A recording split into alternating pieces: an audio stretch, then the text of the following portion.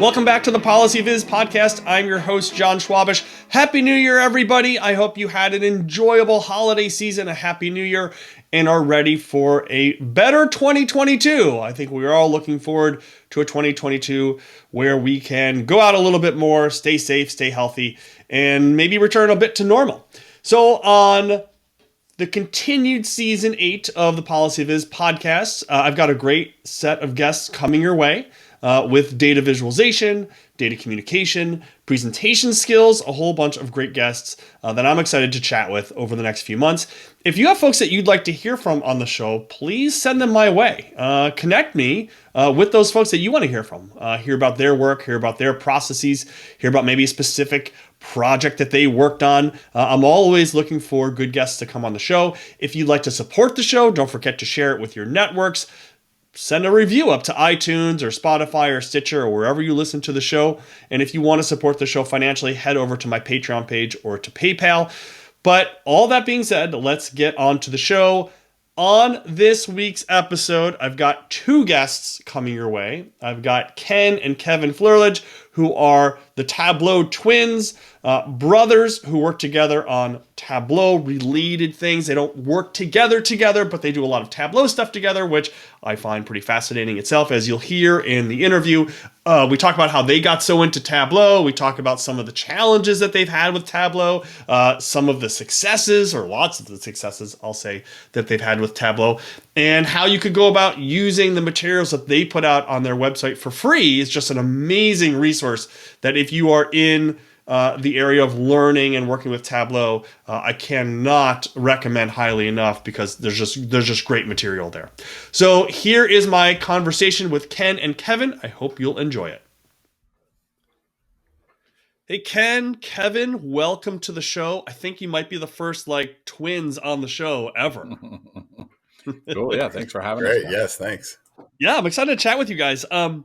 So we're going to get to the whole part about working with your brother in a little bit, because I think that, aside from all the great work you guys do, and also I should just say, making it available for people for free to use, the fact that you guys work together is probably the most impressive thing that I could say about you guys, because I'm not sure I could work with my brother on a daily basis. But we'll get to that. So I want to start by talking about your Tableau journey, how you guys got to where you are, both in I guess in all senses, in terms of how and why you got to the spot where you are creating all these great, dashboards and tutorials and things, and you're putting them out for people to use and, open and for free. And then also we can talk about, you guys as Tableau Zen Masters and what that is, and Tableau Ambassadors and what that is, because, I'm sure there's a lot of people out there who don't know all about that. So maybe I'll just point to Ken to get us started. So sort of just a broad open question about your journey to where you guys are now with Tableau. Right. Yeah. So I started out as a programmer 20 years ago out of college. And I think what was interesting about my career is, as I was building applications, I always had this, my mindset was always sort of focused on making sure that data was inadvertently sort of focused on making sure the data that was being produced was usable and useful for analysis. So I think it was, when I moved into analytics, full time, which was 2013, maybe, it was sort of a natural place for me to be. And, I started using a variety of different data visualization tools at that time. And they sort of, I quickly glommed onto them. I just sort of got it right away, what the value of it was. And then 2016 timeframe, I was looking for a change, and just sort of noticed, a lot of the jobs had Tableau. I was aware of Tableau, hadn't really worked with it. But I got this job at Bucknell University, and Tableau was a big part of their BI stack. So I thought, wow, I can take an online course or something like that and learn this pretty quickly, and at least be able to be somewhat knowledgeable coming into it. so I did that. I took a course online by Matt Francis, a lot of people know in the Tableau community, and just got the basics of it, and then started to work and jumped right into more of a system type architecture projects. I didn't really use Tableau at work, but at the same time, I started having kind of these personal questions about data that I wanted to explore, and I thought, well, here's a great opportunity for me to practice Tableau a little bit. And I knew that I could embed it. So I thought maybe I could throw it on a web page or something like that and embed this content and just create some sort of interesting analysis, right? So politics and sports and a variety of different things that I looked at. And as I was doing this, I really just started to fall in love with Tableau. I loved how easy it was to create some really, really good data visualizations without having to do a whole bunch of writing code and that kind of thing. But I also loved that it allowed me to be sort of creative in a way that I hadn't been in a number of years.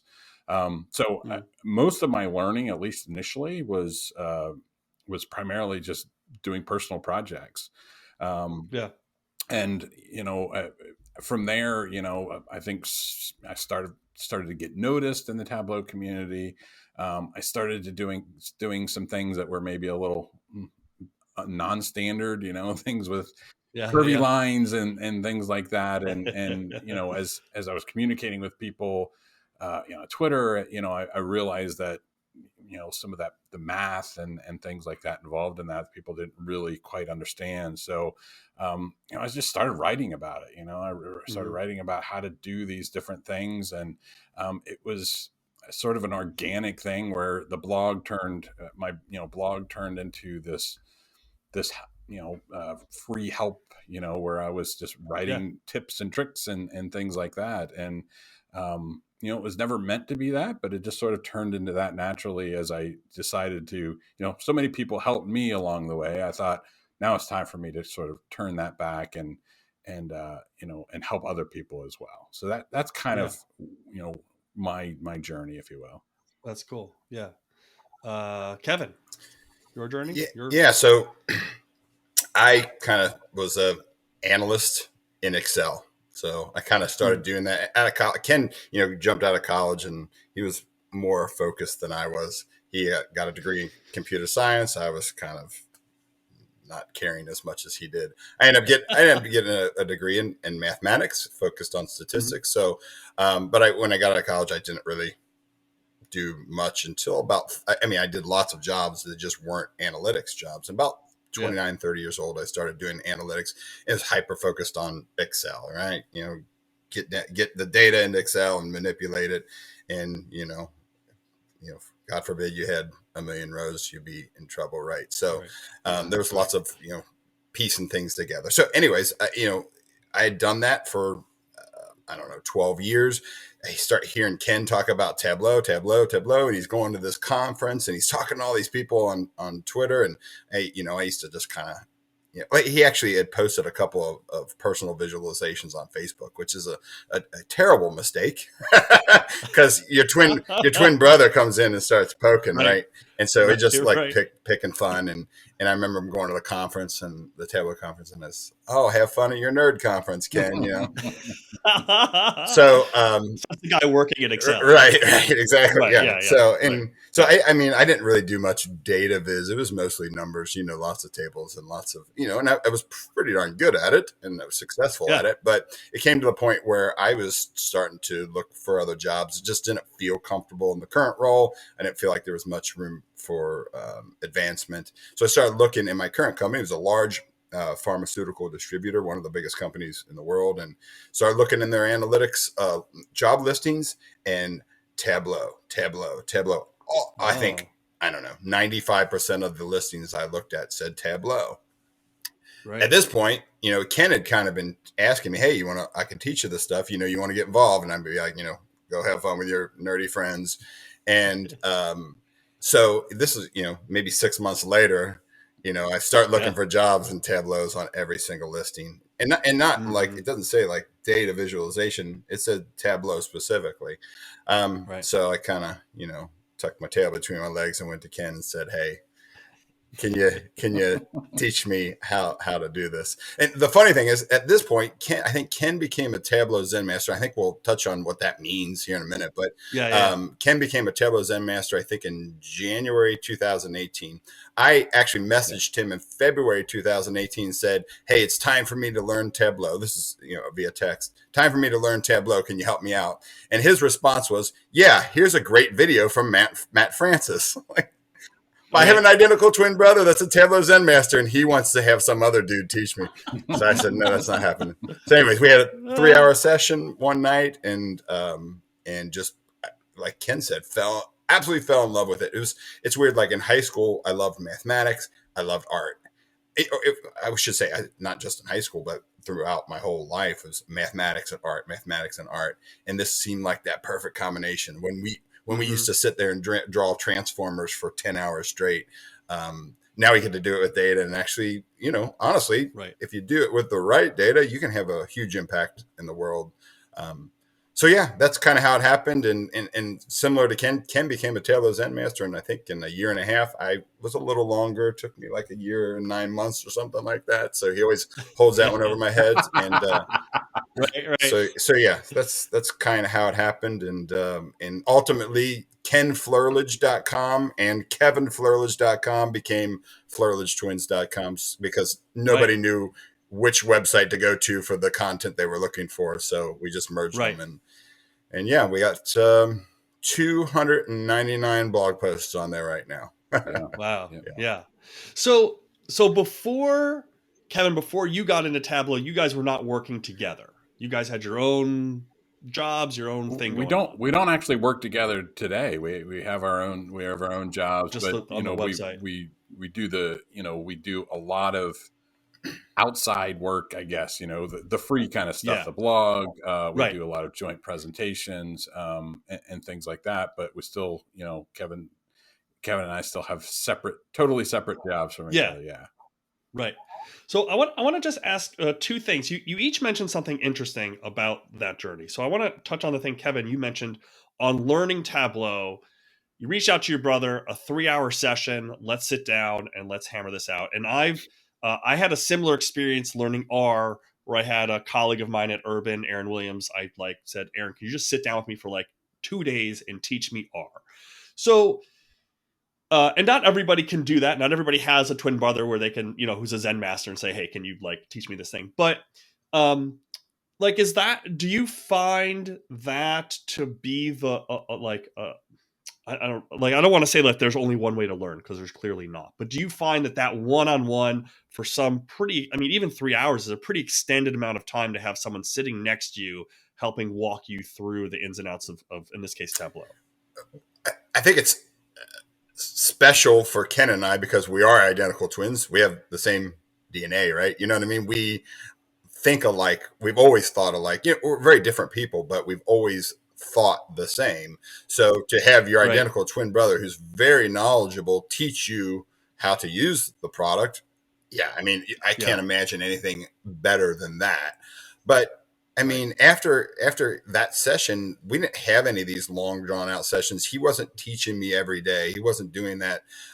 What I ended up doing is going through the Matt Francis Udemy videos that were 9 or 10 hours of content. So, even though he introduced me to it and, helped me along the way a ton, probably a big chunk of my learning was just watching those videos and trying to replicate what he was doing, what Matt was doing in those videos. So, I think I think lots of people learn really well by that one-on-one. I think a lot of people learn by watching videos. We hear that all the time. I personally learn better now that I kind of got a base of knowledge through blog posts. I prefer reading a blog post because I can skip what I want and get to the point. You know what I mean? So, if you are going to pick the ultimate way to learn, 3-hour session from your identical twin brother, heck yeah. But I think I learned lots of different ways, and I think a lot of people would say the same. At work, we try to operate a very much of a self-service type of environment, where people, we help people to learn the tools and to prepare their data. And then we give them the basic training, and we you let them go. Right. And, Mm-hmm. so I do a very similar type of thing with new Tableau users at work. I sit down with them for maybe an hour and a half, give them that sort of Mm-hmm. crash course. Here are the basics of using it. And then usually follow up with one or two other, additional hourly sessions. And then they're off and running, and they know my name, they know Mm-hmm. how to get a hold of me. And when they Yeah. need help, they reach out, or, we set up time to collaborate on something. But generally speaking, I find that works really well. It's just to give them that real quick sort of crash course, get them in Right. there, because to me, the only real way to learn anything is to get your hands dirty. To really get good at anything is to get your hands dirty, get in there Yeah. and try things. So that's always my Right. goal, is give them the basics, push them out there, and then let them learn by just doing things, and then come back to me when you have questions or need to fill in those gaps. And for you, when you're doing that, like, I totally agree. It's that you got to get over that initial hump of, some things. So, like, what are those, like, in that hour and a half session? Like, what are those initial things? So if someone's listening to this podcast right now, like, what are the, I don't know, whatever, 6, 12, 100 things that gets them over that initial hump so that they can really start building some stuff? Yeah, I think it's, the core concepts of Tableau and sort of terminology, right? It's Mm, introducing, the basic data model, and then what we call things. We call them dimensions and measures, right? And then right. it's talking through the difference between a green pill, a continuous pill, and a blue pill, a discrete pill, and how those work Right. differently as you put them on different places on the the Tableau pane or whatever. And then Right. is introducing the row shelf and the column shelf, as well as the marks card, and what all these things do. And then ultimately how, when you bring all those pieces together, you're able to create, kind of anything you would like to create, or anything you could imagine. And, usually I, show people some basic, how to build, basic charts with, a bar chart, a line chart. And, but the key thing is, those foundational types of things that you Yeah. use, because Tableau, everything you build, you're using, green pills, blue pills, the row shelf, the column shelf, and the marks card. I mean, everything. And there's not really Yeah. anything you're doing outside of that necessarily, right? So once you understand those core concepts and understand how they all work, that's the basic pieces that you need to move forward. Yeah. Yeah. Getting that lingo Yep. and that Yep. jargon down. Yeah. Ken, you mentioned something earlier that I wanted to get back to too, because you said you were building some things, you were publishing some things, and you sort of got noticed in the community, and then it sort of Mhm. built from there. Um, I get questions every once in a while, especially from younger folks that are like, how do I quote unquote get famous in the data visualization field? And I'm like, well, first off, famous in the data visualization field is not like, that's not really a famous is not a thing, Right. Yeah. um, but like when I mean, because my answer is going to be, I think, the same as what your answer is going to be. But I want to give you and both of you really, because you both have this platform and this website and this blog where you are known as like leaders in the Tableau field. So when someone would come to either of you and say, "Hey, how do I get noticed, or how do I get famous in the data viz field?" Like, what would your response be to that I mean, kind I of think question? I think my initial concern would be, if that's the right. I don't think that's the right goal, right? I don't think getting Yeah, famous. If you want to be famous, then don't do it in the data visualization field, right? I was gonna say. There's a finite group of people that are going to be able to Yeah, be fans, right? yeah, And right. I just think, generally speaking, that's the wrong perspective, right? If your goal is to get really, really good at, and I'll talk just more generally about data visualization. If your goal is Yeah, to get really, really good at data visualization, so that you can, you know, uh, have a great job in the field, or create, beautiful pieces of data art. I'm thinking about like Nadia Bremer and some of the stuff that she does. right. That's a good goal, right? Or a goal of getting really good, and then helping other people to get good. That's a great goal as well. Getting famous. I have had people ask me that, and I've given this advice to them, and I will say that the people Yeah. who want to get famous, they usually don't, right? Because I just don't think it's the right. Yeah. I don't think that's enough of a drive in this to get really good at it. And that was certainly never. It was. I don't know that we're famous. Maybe within the Tableau community we're famous, but it was never a goal for me, right? I mean, I wanted to get good at it Right. for work, but I also started to love it, and I just wanted to get good at it so I could create the things that I saw other people doing. Adam McCann was Right. like one of the big people. Like, how can I create these crazy things that Adam's creating? And I just wanted to get to that point.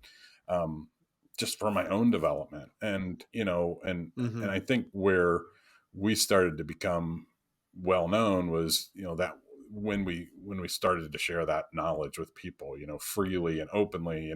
You go to our website, we make $0 off of it. There's no advertisements. That's just, it's purely there because we love this stuff and we want to help other people to learn it and get better at it. And so the goal was never to be famous, and I just think that's the wrong sort of perspective coming into this. But if you agreed 100% with Ken, but if you want to grow a following, you're gonna have to share content. You're gonna have to help people. You're gonna have to put blog posts out. You're gonna have to create interesting visualizations. Right. You're gonna have to create some techniques that maybe people have never seen before. So I 100% agree with Ken. The goal shouldn't be to be famous, but there is some idea of if you are going to be create your own consultancy company, and you wanted to be able to grow, your business and be kind of known for your skills. I mean, there are ways to do that. And I think like Tessellation, run by Luke Stankia, another Tableau Zen Master, he's done a great job of building his company through sharing lots of free content, visualizations, lots of blog posts, and all that content is free on his website. So I think there is some level to, not necessarily being famous, but to building your credibility in the DataViz community. So building your credibility. Right. And not that building your credibility, not so much like doing it to get that following to be famous, but to that following shows up because you are producing good stuff that people can use. Right. You've both mentioned a whole bunch of people so far that you utilize it. No, it's great. I'll put links to all these folks in the show notes so people can check them out. And that is one thing about the Tableau community, that regardless of whether people like Tableau or don't like Tableau, use it or don't use it, I mean, I think everybody can agree that there's a very active Tableau community. And so I wanted to ask you quickly about the Zen Master program and the Tableau Ambassador program, because you're both of those.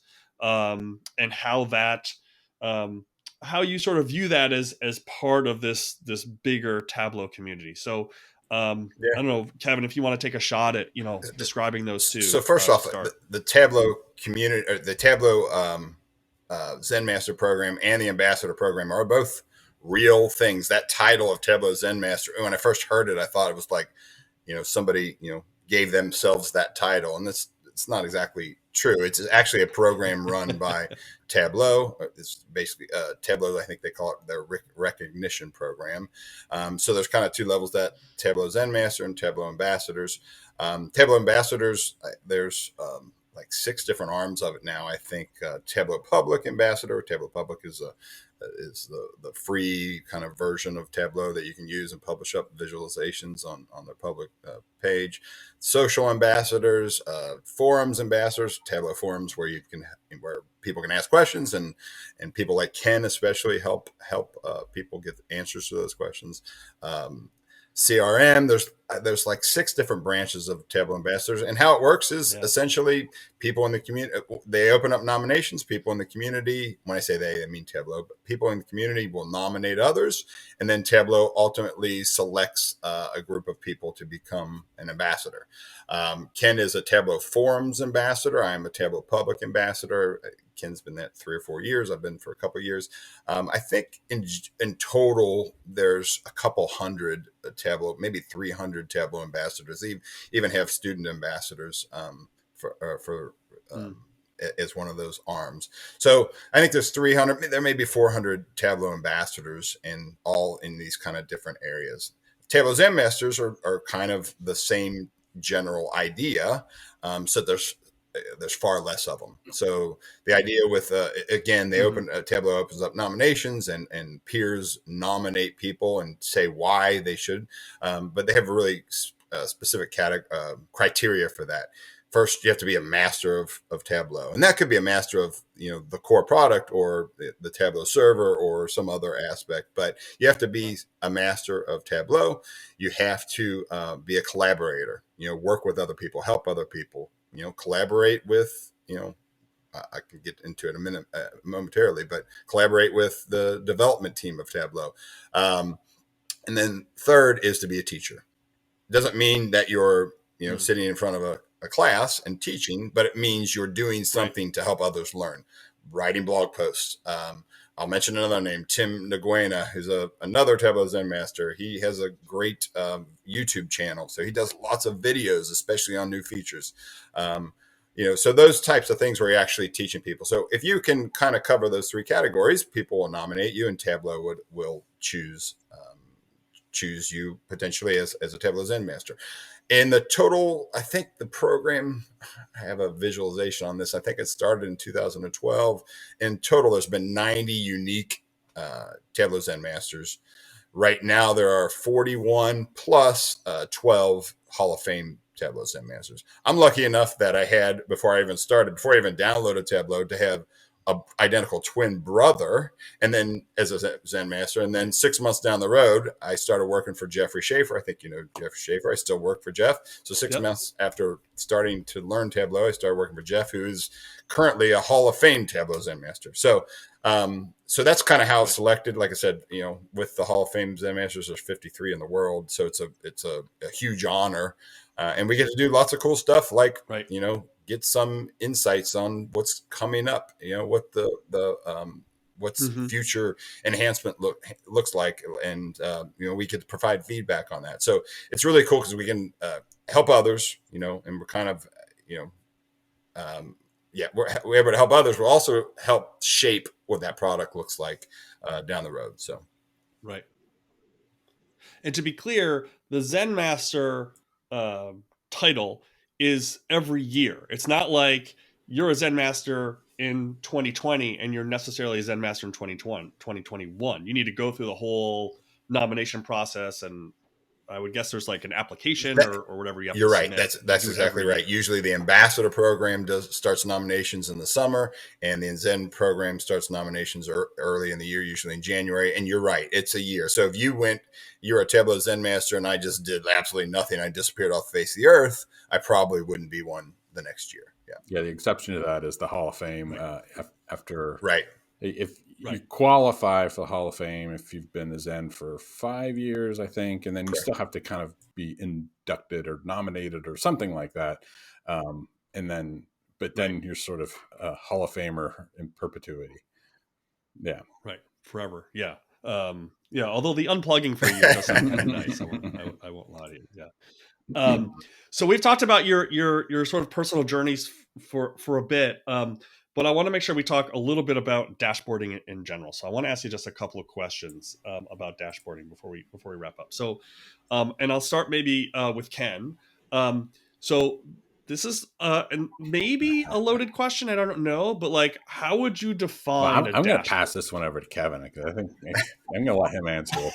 I think there's a natural end because I'm going to talk about the big book of dashboards. So if everybody doesn't know, the big book of dashboards was written by my boss, Jeffrey Shaffer, Steve Wexler, and Andy Cotgrave.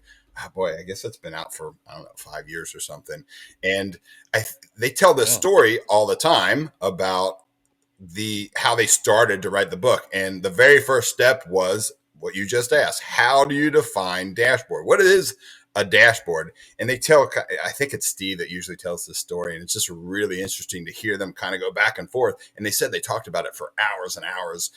Before they could even write a word, they had to figure out what that definition is. So I'll read it word for word. Mm-hmm. A dashboard, this is what they end up landing on. Right. A dashboard is a visual display of data used to monitor conditions and or facilitate understanding. And I think that's an excellent definition.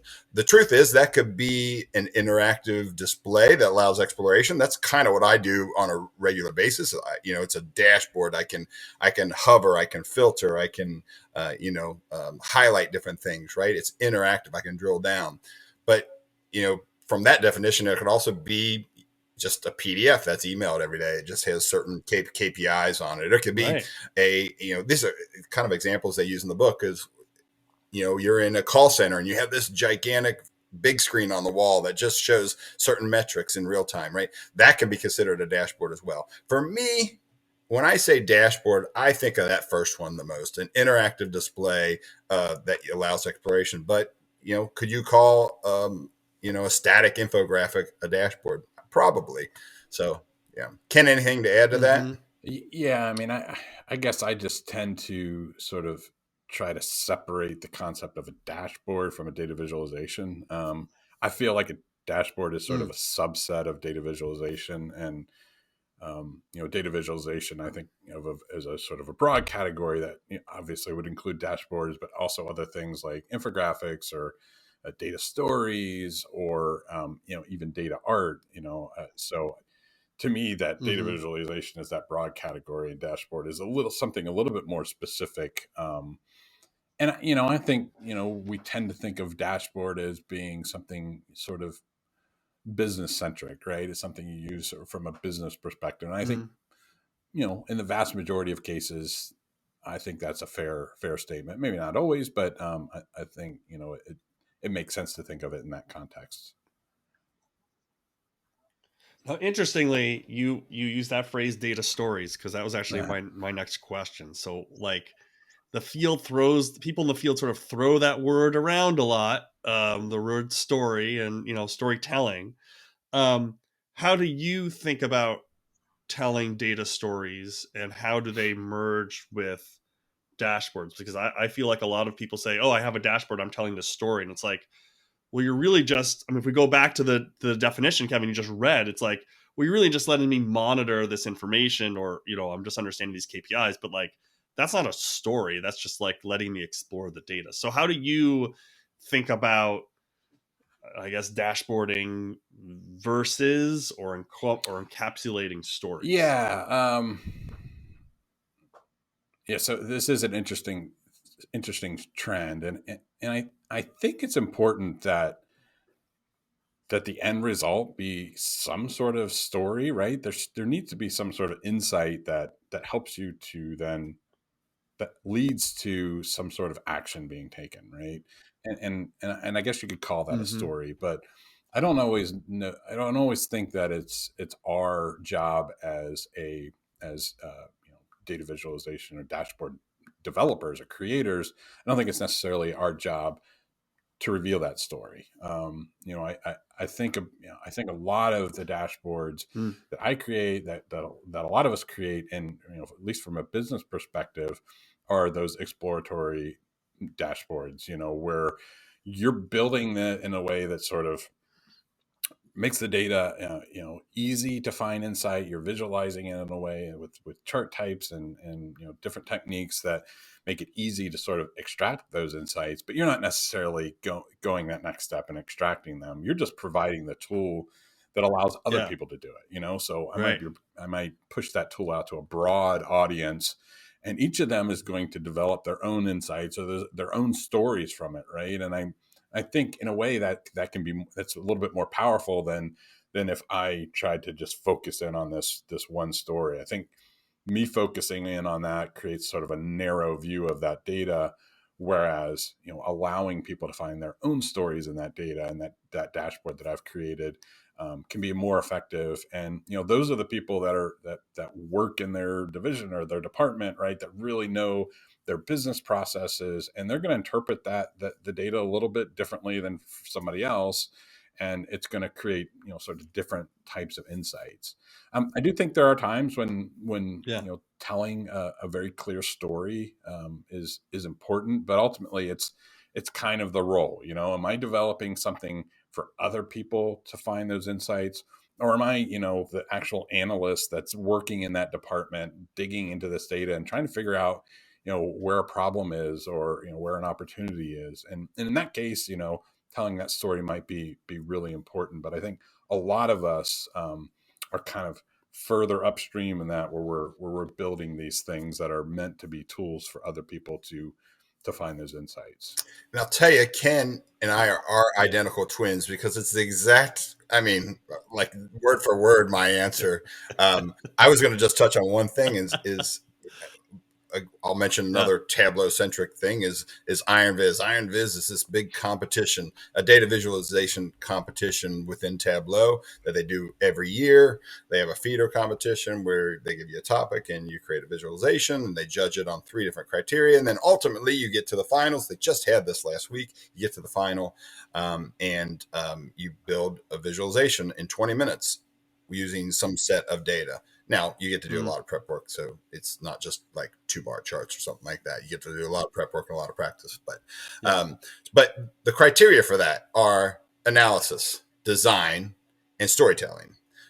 So and I always got a little bit analysis of design. Yes, makes perfect sense. I always got a little bothered by the storytelling because you don't always need to tell a story, right? So I always wanted to suggest to them to change that to insightfulness, to where, I could tell a story. I've done IronViz about when Napster basically killed music for, years and years and years, right?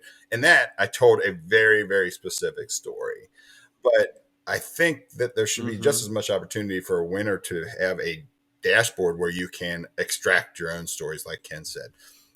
In business, the manager is going to be looking and probably getting a different story than the CEO of the company, right? So I love the idea of just it being not necessarily a story, but just being insightful, and to be able to get your own story by digging through that dashboard or that visualization.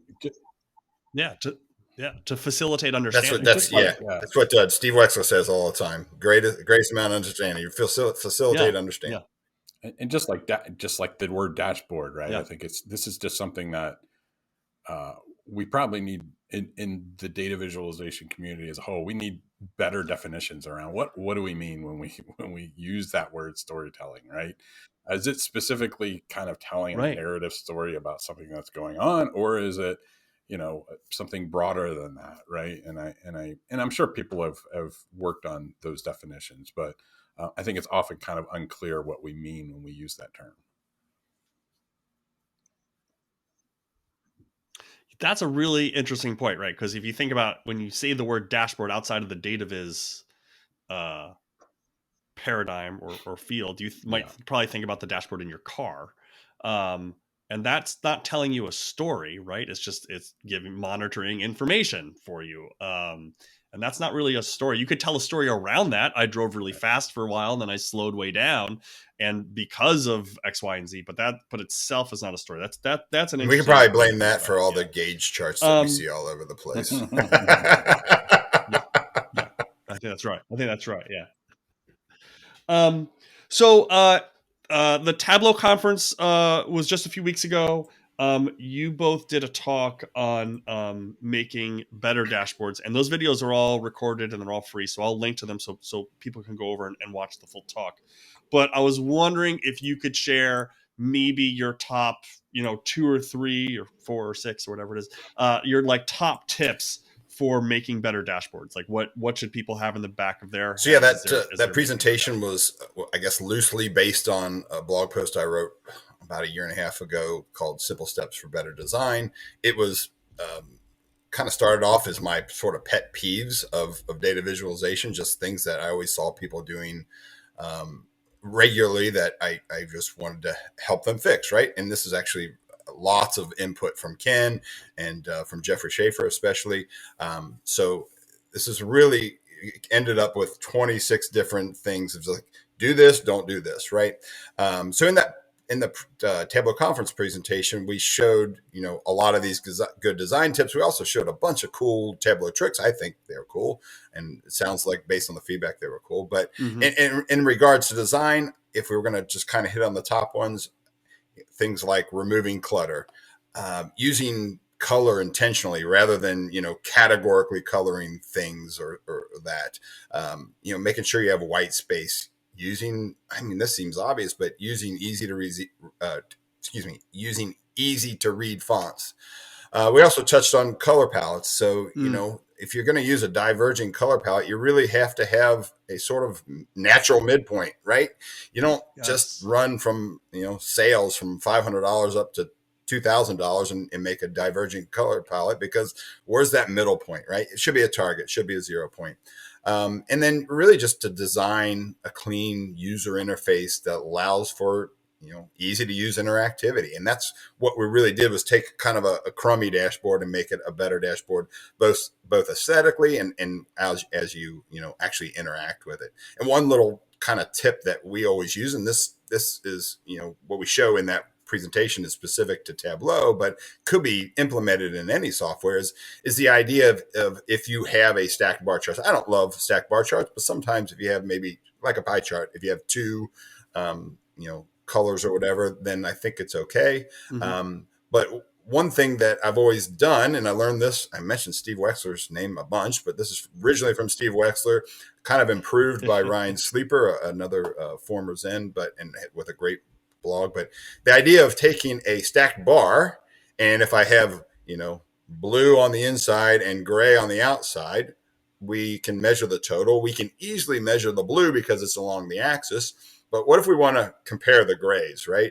Well, the trick is really to add some interactivity to allow a user to click on the gray, and it sorts it back to the axis. So now you can compare the gray. You can compare the gray, you can compare the blue individually, and you can control the total. Otherwise, they're kind of starting at different points. So it's really difficult to compare. So that, I feel like that could be applied in any software, but we show it obviously specific to Tableau. So I think that would be the biggest key points.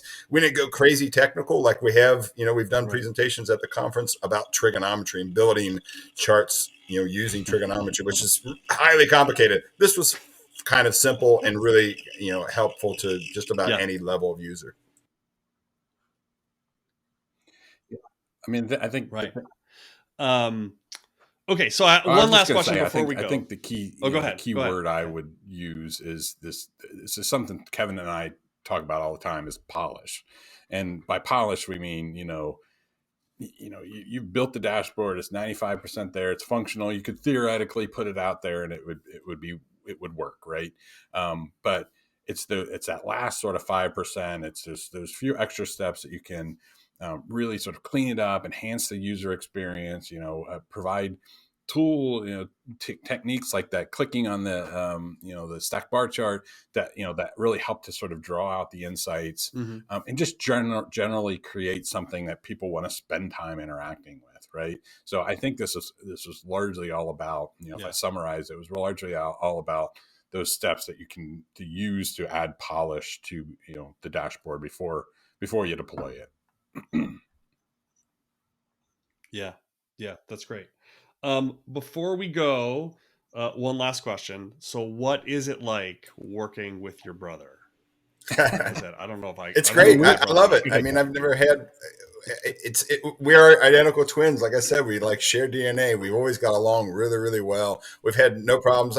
Like Ken said earlier, we don't actually, in business together, and maybe that would never work. I don't know, but doing presentations and blog posts and really collaborating on so much, creating visualizations together. We do that as well.